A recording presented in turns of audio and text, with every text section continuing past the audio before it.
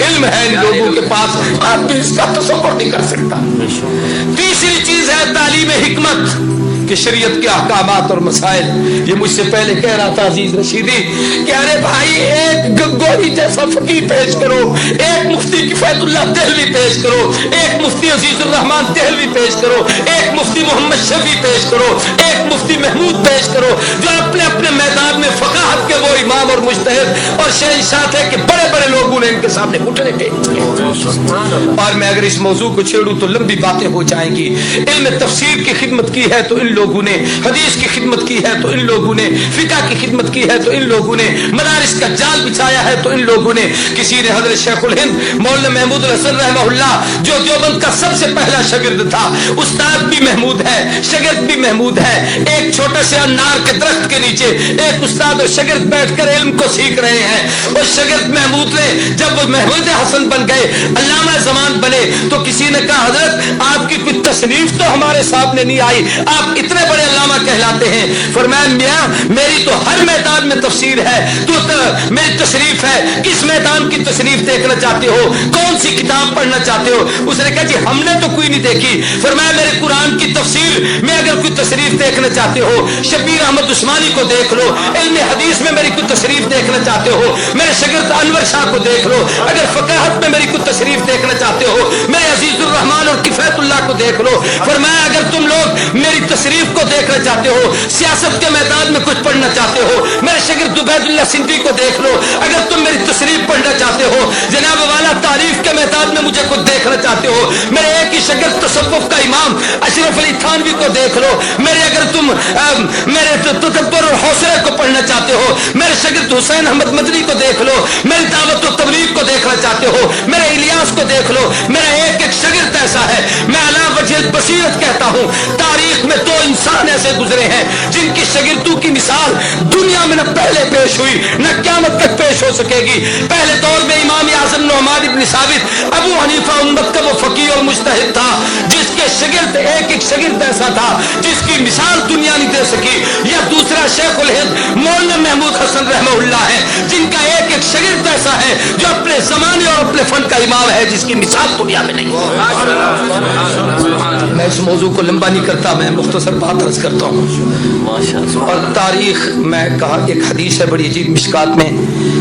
علماء بیٹھے ہیں، حضور نے فرمایا قرب قیامت میں یکون فی آخر الزمان امت لہم مثل اجر اولہم، آخر دور میں ایک جماعت آئے گی وہ پہلوں کے نقش قدم پر چلے گی، ان جیسے کام کرے گی، اللہ ان پچھلوں کو ان جیسا اجر دے گی۔ آگے بڑی لمبی تفصیل ہے، میں صرف اسی کا ایک خاکہ عرض کرنا چاہتا ہوں۔ تاریخ نے اپنے آپ کو دہرایا کہ اگر پہلے دور میں امام اعظم نعمان بن ثابت ابو حنیفہ گزرا جس کی فقاہت کی دنیا مثال نہ دے سکی، تو اس دور میں رشید احمد گنگوہی گزرا علماء دیوبند کا وہ عظیم فرزند جس کی مثال دنیا نہیں پیش کر سکتی۔ اگر اس دور میں احمد ابن حنبل استقامت کا کوہ گرا تھا تو تاریخ نے محمود حسن کو پیدا کیا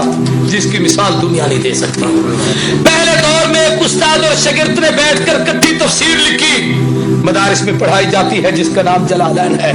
تو اللہ نے ہمارے اکابر میں ایک استاد اور ایک شاگرد علامہ شبیر احمد عثمانی شاگرد شیخ الہند مولانا محمود حسن استاد اور شاگرد نے بیٹھ کر وہ تفسیر لکھی جس کی مثال دنیا نہیں پیش کر سکتی۔ میں کہتا ہوں پہلے دور میں اگر اللہ سلام کروڑوں جزا عطا کرے بخاری کی قبر پر اللہ رحمت نازل کرے، امام بخاری نے بخاری لکھی ہے تو اس کو سمجھانے کے لیے انور شاہ کشمیری نے جو اس کی شرح لکھی ہے تاریخ میں آج تک اس جیسی کتاب نہیں آ سکی۔ پہلے دور میں امام مسلم صحیح مسلم لکھ کے گئے ہیں، علامہ شبیر احمد عثمانی نے فتح الملم 5 جلدوں میں لکھی ہے، آج تک اس کی مثال دنیا نہیں پیش کر سکی۔ اگر امام ابو داؤد نے ابو داؤد لکھی ہے، بل الموجود ابو داؤد کی شرح مولانا خلیل احمد سہارنپوری رحمہ اللہ نے لکھی جس کی مثال آج دنیا نہیں دے سکتی۔ اور امام مالک موطا امام مالک لکھ کر گئے، شیخ الحدیث محدث عصر مولانا محمد زکریا کادلوی مہاجر مدنی نے جس وقت اس کی شرح لکھی، ایک عرب کے شاعر کو یہ کہنا پڑا قد حنف الموطا،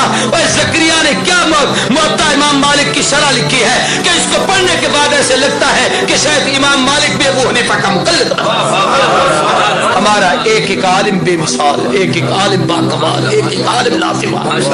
میں یہ کہہ دوں تو بیچاری خدا کی قسم، اگر وہاں بخاری کی قبر سے خوشبو آئی ہے تو یہاں 6 مہینے تک لاہوری کی قبر،